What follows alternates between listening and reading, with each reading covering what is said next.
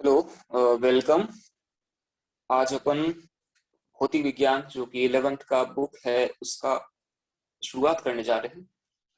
तो ये भौतिक विज्ञान में अपन देखते हैं कि सिलेबस क्या है पहले, और फिर इसके बारे में बात करते हैं। देखो, भौतिक विज्ञान में आपके दो पार्ट्स हैं, भाग 1 और भाग 2। ठीक है, भाग 1 और भाग 2।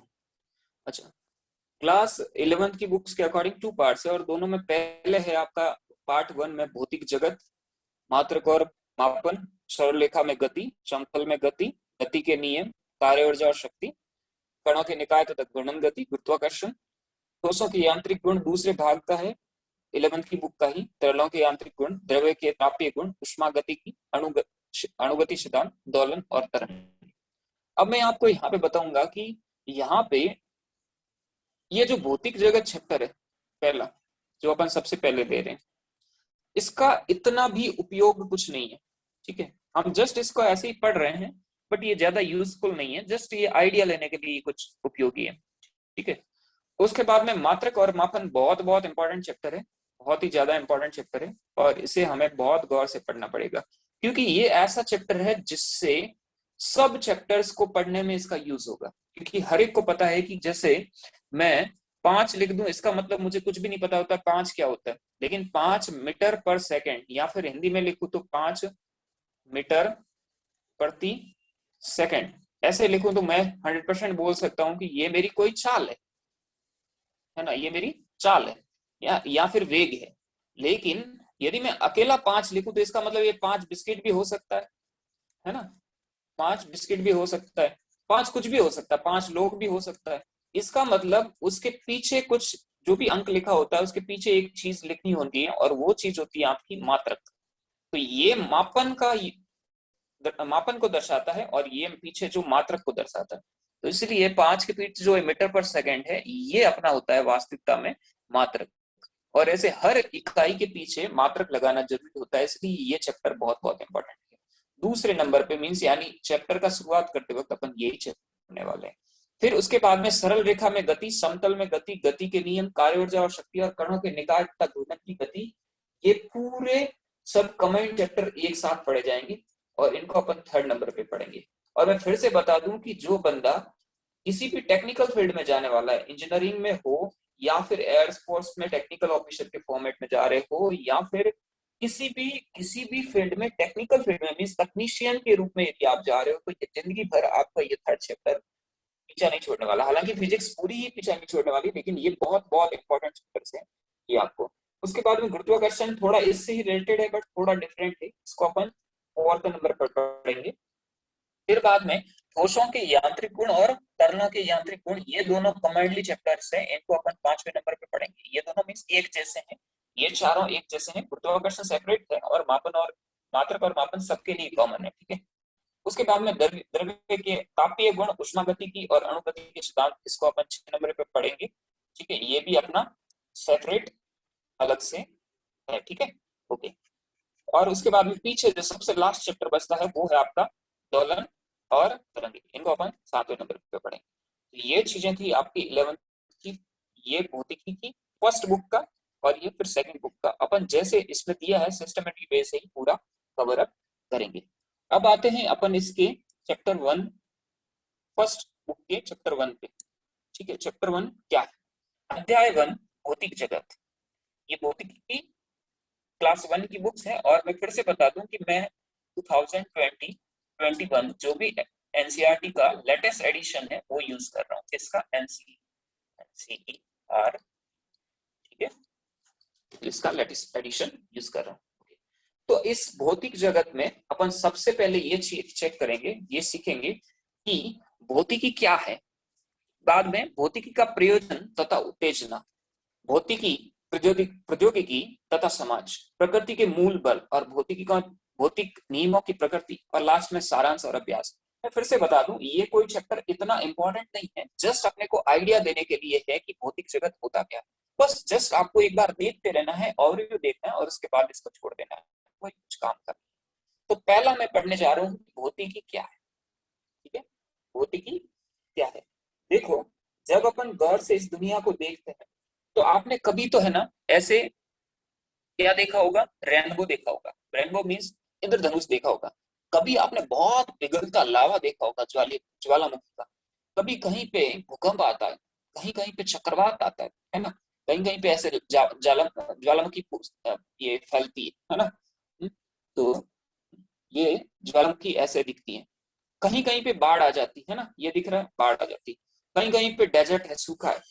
तो इन सब चीजों को देख के व्यक्ति के मन में ये आता है कि यार ये दुनिया है क्या, है ना।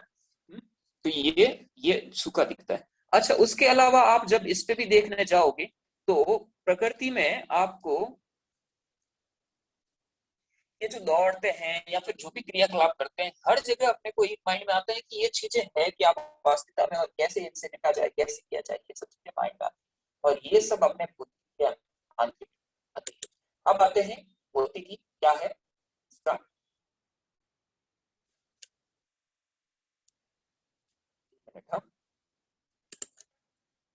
अच्छा, अपन फर्स्ट चैप्टर पे आते हैं, भौतिकी क्या है। ठीक, अध्याय 1, भौतिकी क्या है, भौतिक जगत। अब मैं यहाँ पे जल्दी जल्दी आपको चीजें, जितनी भी नीडफुल चीजें होगी उतना आपको बताने वाला हूँ, ठीक है। ओके, भौतिक जगत, भौतिकी क्या है, इसके बारे में मैंने आपको अच्छे से बता दिया है कि भौतिकी क्या चीज है। अब मैं बताता हूँ आपको कि विज्ञान क्या है, ठीक है। इसमें इंपॉर्टेंट चीजें वही अपन देखने वाले हैं, ज्यादा बाकी चीजों के बारे में ज्यादा बात नहीं करेंगे। विज्ञान की परिभाषा के अकॉर्डिंग, साइंस शब्द है जो अंग्रेजी भाषा के अकॉर्डिंग, उसका अर्थ होता है जानना, ठीक है। और संस्कृत में इसका अर्थ होता है भाषा शब्द विज्ञान, तथा अरबी में इल्म भी इसे कहते हैं, ठीक है ना। तो विज्ञान मीन्स विश्व विज्ञान होता है। एक्चुअली जिस ज्ञान में कुछ भी त्रुटि नहीं हो उसको विज्ञान बोलते हैं। वास्तविकता में विज्ञान जो आध्यात्मिक विज्ञान होता है, परम सत्य के बारे में जानना, वो होता है। लेकिन फिर भी विज्ञान मीन्स उन परम सत्य और उनसे रिलेटेड जो भी चीजें होती हैं उन सबको जानना होता है, ठीक है। तो विज्ञान प्राकृतिक परिघटनाओं को यथासंभव विस्तृत गहनता से समझने के लिए किए जाने वाला सुनिश्चित प्रयास है। तो मैं कुछ भी याद नहीं रखना है, जस्ट मैं बता रहा हूँ, उसको देखते जाओ बस, ठीक है। होता क्या है, विज्ञान निराधार नहीं होता है। आप कुछ कल्पना भी विज्ञान में कर सकते हो अपने मन से, लेकिन अंततः उस कल्पना को आपको सत्यापित करना होगा, ऐसा विज्ञान में मत होता है। हालांकि बहुत सारी ऐसी चीजें हैं जिसमें कुछ सिद्धांत है, कुछ प्रेक्षण है जिनको आप विज्ञान के मूल मानते हैं। उनमें से कुछ सिद्धांत ऐसे हैं जिनको सिद्ध नहीं कर सकते, जैसे द्रव्यमान संरक्षण का सिद्धांत। तो इसको आप हर जगह, द्रव्यमान संरक्षण तो फिर भी आप सिद्ध कर सकते हैं, लेकिन ऊर्जा संरक्षण का नियम है, ये सिद्ध नहीं कर सकते। हाँ, नियम को सिद्ध कर सकते हैं, लेकिन ऊर्जा संरक्षण का नियम आया कहाँ से, इसको ऐसे नहीं कर सकते। तो बहुत सारी चीजें ऐसी भी होती है, ठीक है।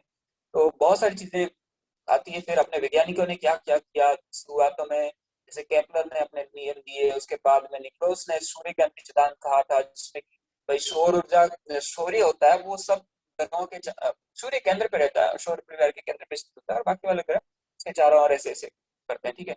तो मतलब जो भी अलग अलग नियम्स दिए, उनके बाद परमाणु का ये रदरफोर्ड ने, नील बोर ने क्या क्या काम किया, ये सब है ना। इसके बारे में कैसे खोज हुई, ये सब मोटे तौर पे मैं वर्णन करूं तो प्रकृति के मूलभूत नियमों का अध्ययन और विभिन्न प्राकृतिक परिघटनाओं, जैसे अपन ने देखा था कि रेनबो कैसे होता है, ये मतलब पहाड़ क्यों आती, भूकंप क्यों आता है, ये अलग अलग चीजें, कहाँ पे तापमान कितना होता है, समझे ना। ये सब चीजें होती है। दूसरे ग्रह कैसे हैं, कैसे चलते हैं, ये सब चीजें अपनी विज्ञान की, भौतिक विज्ञान के अंदर में आती है। यहाँ पे अपन एक चीज करेंगे, एकीकरण, और दूसरा होता है न्यूनीकरण। एकीकरण मीन्स क्या होता है, पहले आप सिद्धांतों को सबको पूरा वैश्विक दृश्य से साथ में ले लेंगे। और न्यूनीकरण मीन्स जब किसी चीज को, जैसे आपको राजस्थान का एनालाइजेशन आपको पूरा नहीं आता है, उसमें राजस्थान का एक ऐसा छोटा लेंगे पार्ट जिसमें सब विविधताएं उपलब्ध हो, तो उस पार्ट्स को आप कंसिडर करके उस पर अध्ययन करेंगे, और उसके बाद में पूरे राजस्थान पे वही सेम अप्लाई करते हैं, समझे ना। तो इसको एकीकरण कहते हैं। और न्यूनीकरण मीन्स राजस्थान से तोड़ के जोधपुर तक आना, छोटे पद पे देखना है। ये बहुत कुछ इतना बहुत गंभीर विषय नहीं है, आपको यहाँ पे जस्ट देखना है क्या बता रहा हूँ ऐसे, ठीक है। और मैं फिर से बताऊंगा कि ये चैप्टर इतना भी इंपॉर्टेंट नहीं है, जस्ट आपको ऊपर ऊपर से देखना है। सब चैप्टर्स का पूरा लास्ट में आपको फुल्ली डिटेल्स में मिलेगा, ठीक है। ओके, अच्छा। तो मतलब कि किसी भी अपेक्षाकृत बड़े तथा अधिक जटिल निकायों के गुणों को उसके अवयवी सरल भागों में पारस्परिक क्रियाओं तथा गुणों से व्युत्पन्न करना एक समन्वय प्रयास होता है, उसको अपन न्यूनीकरण कहते हैं, ठीक है।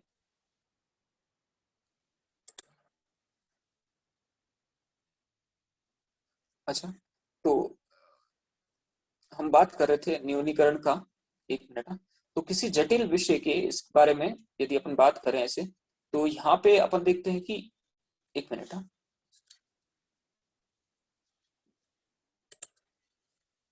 तो इस चीज को अपेक्षा कर, इस चीज को मैं यहाँ पे समझाने का प्रयास करता हूँ कि जैसे देखो, आप ये ले लो कि, एक मिनट।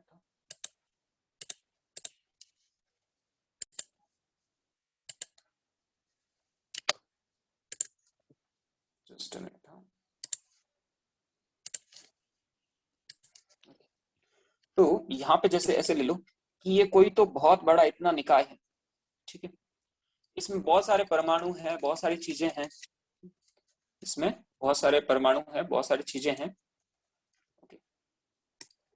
तो आप इसमें सब में नहीं समझ पाते तो आप क्या करते हैं, इसका एक पर्टिकुलर जगह इतनी सी ले लेते हैं और इसको एनालाइज करते हैं, इसमें कैसे परमाणु कैसे हैं, ठीक है। श्रवण संरचना कैसी है, समझे ना। और बहुत सारी चीजें, कितना भार है इनके परमाणुओं का, मतलब इसका औसत लेके फिर एवरेजली आप पूरे के ऊपर अप्लाई कर देंगे। इसको बोलते हैं, यहाँ से इस पूरे बड़े भाग से छोटे छोटे भागों में बंटना न्यूनीकरण कहलाता है। क्या कहलाता है? न्यूनीकरण, है ना। ओके। और यदि यहाँ से छोटे से वापिस से आप ये बड़ा करें तो उसको क्या कहेंगे? एकीकरण। समझे ना, ये समझ गए आप, आगे समझ पाएंगे। यहाँ पे इतना क्लियर वे में आपको नहीं समझेगा, जैसे बता रहा हूँ, अपन आगे देखेंगे कि ये ऐसा क्यों होता है, ठीक है। ओके। अब आता है कि भौतिकी का प्रयोजन तथा उद्देश्य, स्थूल तथा सूक्ष्म क्या है। अब ये मैं आपको, बहुत इंपॉर्टेंट चीज है, ये आप बहुत ध्यान से समझना कि स्थूल और सूक्ष्म क्या होता है। मैं यही फिर से वापस यहाँ पे बात बताने जा रहा हूँ कि क्या होता है। जैसे आपके पास कुछ ऐसी चीज है, जैसे ये कोई एक, इसमें गैस भर रखी है पूरी, ठीक है। इसमें अंदर आपने क्या भर रखा है? कोई गैस भर रखा है, मान लिया जाए। अब आपके पास इतनी उपयुक्त, या फिर ऐसे ले लिया, या फिर आपने, ये पूरा वायुमंडल है, ये वायुमंडल है आसपास में, ये वायुमंडल है। और वायुमंडल में क्या है? ऑक्सीजन है, और इसके साथ में और भी गैसेज है, बहुत सारी गैसेज। और ये पूरा वायुमंडल मीन्स ऐसे ऐसे जगह पे पूरा पूरा वायुमंडल है, ठीक है। ओके। इसमें पूरा ऑक्सीजन और कुछ भी है। मैंने क्या किया है, इतने पूरे वायुमंडल में मुझे इस काम करना बहुत मुश्किल होगा, तो मैं वहां से कुछ भाग, वायुमंडल के कुछ भाग को एक जगह कैप्चर करता हूँ, वहां पे ऐसा, मतलब कुछ बॉक्स में या फिर एक ऐसी खुली जगह, एक छोटा सा भाग वायुमंडल का लेता हूँ, उस पे मैं अपनी अपना विज्ञान लगाता हूँ, ठीक है ना। अपना विज्ञान लगाता हूँ और उसका एनालिसिस करता हूँ कि वहां पे कितनी गैसेस हैं, इतने से भाग में कितना, कितने O2 है, कितना ऑक्सीजन है, कितना N2 है, और भी अदर गैसेस कितनी है, मीन्स अन्य गैसें कितनी है यहाँ पे। और फिर मैं एनालाइज करके बोलूंगा कि भाई देखो, वायुमंडल के इतने से हिस्से में ये है, इतने प्रतिशत है, मतलब इतने से हिस्से में 10% यदि ऑक्सीजन है, 10% यदि मेरी N2 है, और 20% ये अलग है, और भी बहुत सारी, मैं अनुमान से बता रहा। तो फिर मैं इस नियम को मैं जनरलाइज कर लेता हूँ कि वायुमंडल में भी भाई है ना, 10% मेरी ऑक्सीजन रहेगी, N2 भी 10% रहेगी, और ये अगर भी 20% ऐसे रहेगी। एक्चुअल में ये O2 ज्यादा रहता है 70%, N2 ज्यादा रहता है 70% के नियर बाई रहता है, O2 21 समथिंग ऐसा कुछ रहता है, लेकिन मैं जस्ट ऐसा बता रहा हूँ, समझ रहे हैं। तो ये था आपका कि न्यूनीकरण, सूक्ष्म और स्थूल किसे बोलते हैं। तो ये स्थूल मीन्स ये पूरा, स्थूल मीन्स ये वायुमंडल को पूरा, जितना ऑब्जेक्ट है, जितना पूरा सिस्टम है, उस पूरे को लेना और उसका एक छोटा सा पार्ट लेके उसको एनालाइज करना, इसको क्या बोलते हैं? सूक्ष्म बोलते हैं। अपन एग्जांपल से समझेंगे सूक्ष्म और ये दोनों कैसे होते हैं। आप आइएगा, देखो, सूक्ष्म तथा स्थूल तथा सूक्ष्म। स्थूल प्रभाव क्षेत्र में प्रयोगशाला, पार्थिव, खगोल स्तर की परिघटनाएं शामिल होती हैं। जैसे आप प्रयोगशाला में कुछ काम करते हो तो वहां पे घटनाएं, और आप मतलब बाहर, मतलब एक तौर पे आपको मोटे मोटे तौर पे वो दिख जाती है ना, मोटे मोटे तौर पे वो चीजें दिख जाती है। इसको, ओहो, सॉरी सॉरी सॉरी, सॉरी। हाँ, एक चीज गलत बताइए, प्लीज प्लीज प्लीज। ये था जो मैंने ऑक्सीजन का ये बताया, ये यकीनन ये सही वही बात है, लेकिन फिर भी इसको अपन वो बोलेंगे एकीकरण और न्यूनीकरण, वो समझा दी मैंने। सूक्ष्म और स्थूल का थोड़ा अलग तरीका है। जैसे एक ये ये कोई तो वस्तु है, ठीक है।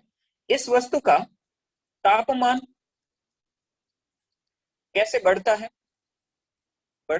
या घटता है, या घटता है, समझे ना। तो ये मैं मोटे मोटे तौर पे इसको ऊपर से टच करके पता कर सकता हूँ, आंखों से देख सकता हूँ। तो इस प्रकार के अध्ययन को क्या बोलते हैं, स्थूल अध्ययन बोलते हैं, स्थूल अध्ययन बोलते हैं, ठीक है। और इसको हिंदी इंग्लिश में बोलते हैं मैक्रोस्कोपिक व्यू,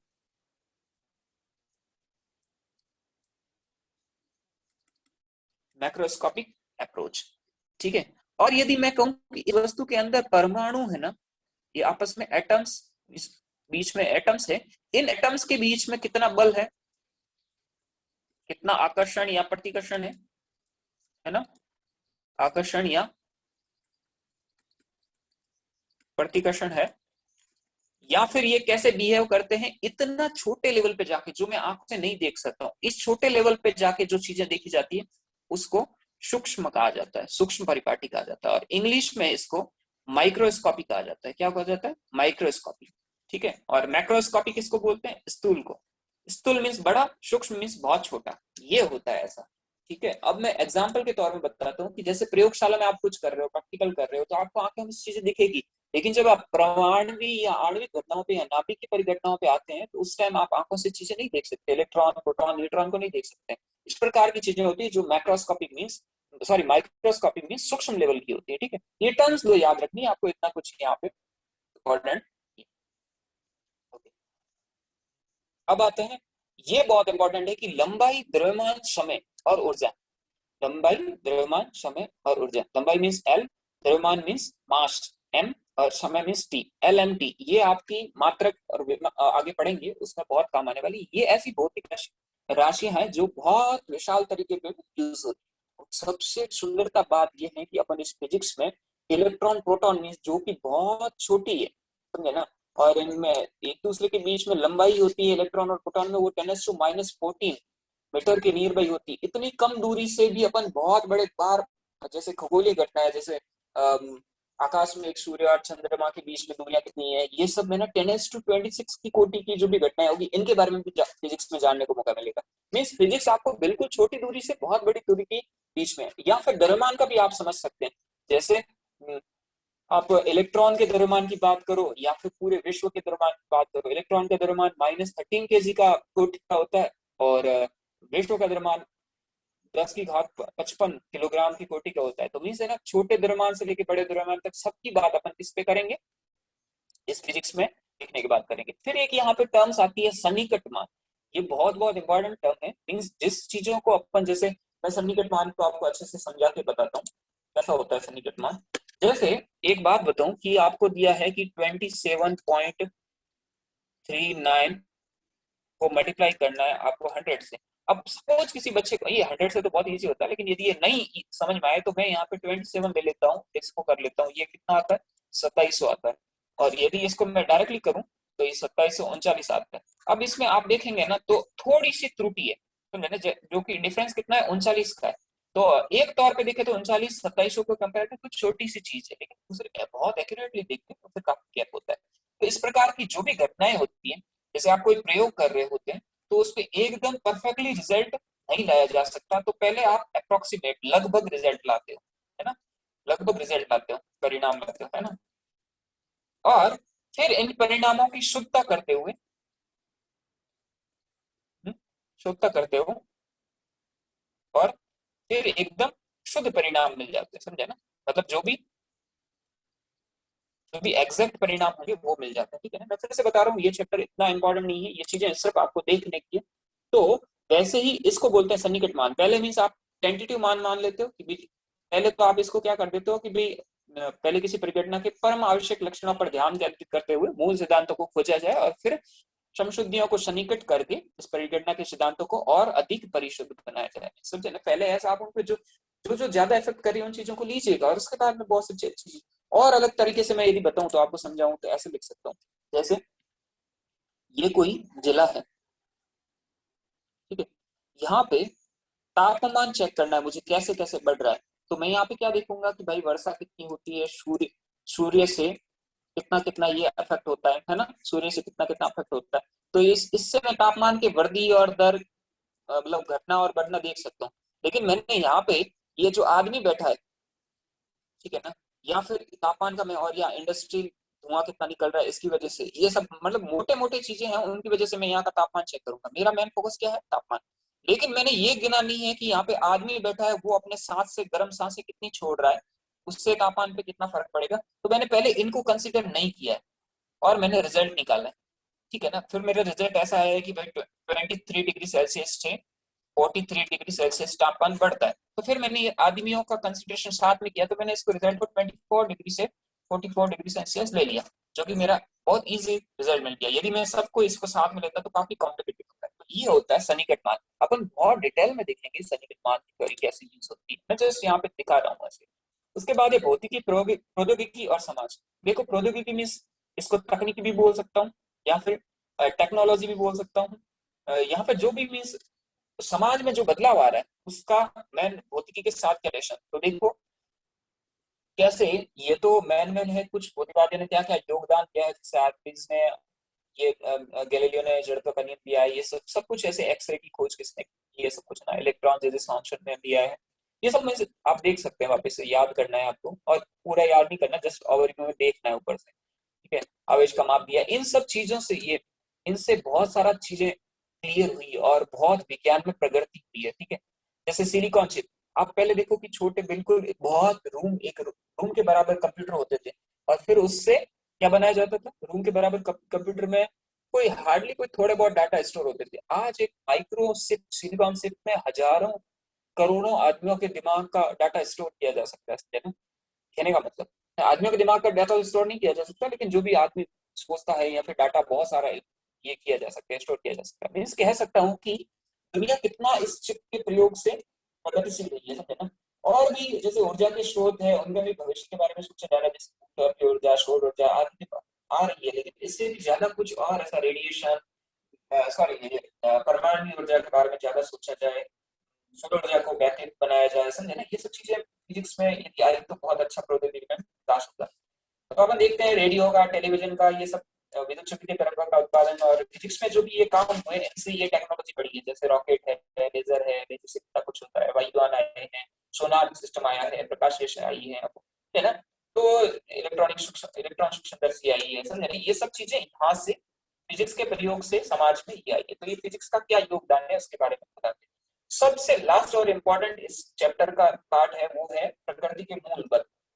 आपको पता है कि बल है किसी वस्तु को धकेलने, फेंकने, और उसमें आपको आपने एनालाइज किया ही होगा कि बल क्या होता है, ठीक है। अच्छा, तो इसमें सबसे पहले बल आता है, वो है गुरुत्वाकर्षण। गुरुत्वाकर्षण बल, गुरुत्वाकर्षण बल में चार मूल बल है, गुरुत्वाकर्षण बल, और उसके बाद में आता है विद्युत चुंबकीय बल, उसके बाद में आता है विद्युत चुंबकीय बल के बाद आता है आपका नाभिकीय बल, प्रबल नाभिकीय बल, और फिर दुर्बल नाभिकीय बल। इन सब बलों के बारे में बुक में डिटेल से दे रखा, मैं आपको समझाने वाला हूँ कैसे बल एक दूसरे पे कार्य करते हैं। अब मैं बताता हूँ, जैसे ये कोई वस्तु है, ये कोई वस्तु है।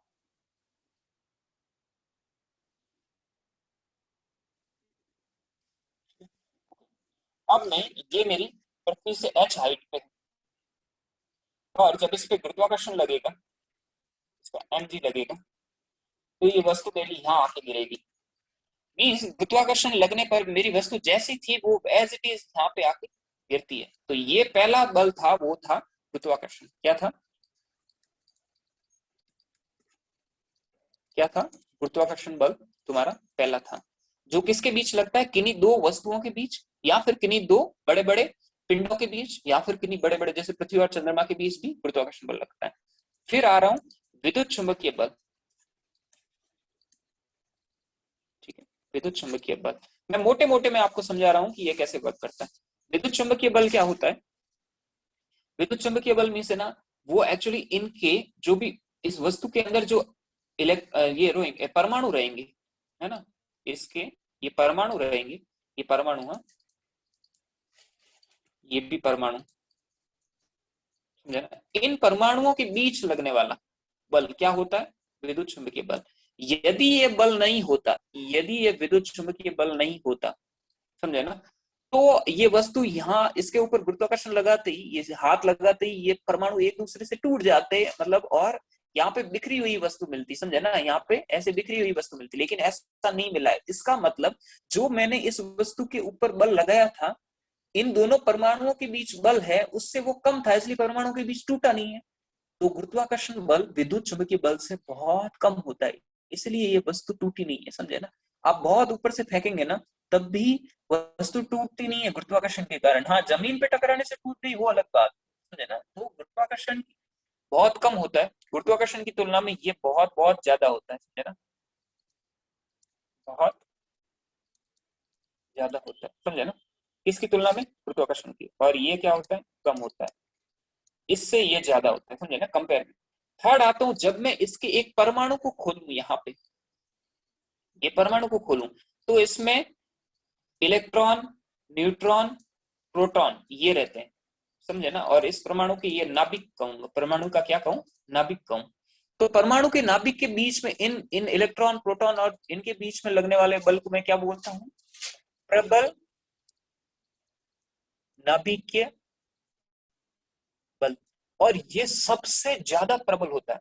आपका यदि ये बहुत ज्यादा इस पे बल लगा है और ये अलग अलग पार्टिकल्स में, कण में टूट गए, तब एक परमाणु में होंगे, लेकिन परमाणु को तोड़ना बहुत बहुत मुश्किल होता है, बहुत एक्सट्रीमली। इसलिए ये सबसे सबसे ज्यादा प्रबल बल होता है, सबसे ज्यादा प्रबल बल होता है, बहुत ज्यादा प्रबल बल होता है। और जितने भी बल उपस्थित हैं उन सब में प्रबल बल कौन होता है? नाभिकीय बल होता है, प्रबल नाभिकीय बल, समझे ना। और चौथा जो आपका है वो है दुर्बल नाभिकीय बल। ये कम होता है, ठीक है, दुर्बल नाभिकीय बल कम होता है। और ये बीटा क्षय के दौरान, बीटा क्षय में कुछ न्यूक्लियॉन्स निकलते हैं, उनमें लगता है। मैं इस पे ज्यादा डिटेल्स में नहीं जाऊंगा। तो ये थे आपके बल का डिटेल्स में, ठीक है। तो देखो, आप यदि गौर से देखेंगे तो यहाँ पे एक चीज देखो कि दुर्बल नाभिकीय बल का परिसर अत्यंत छोटा होता है, ये मतलब बहुत छोटा होता है।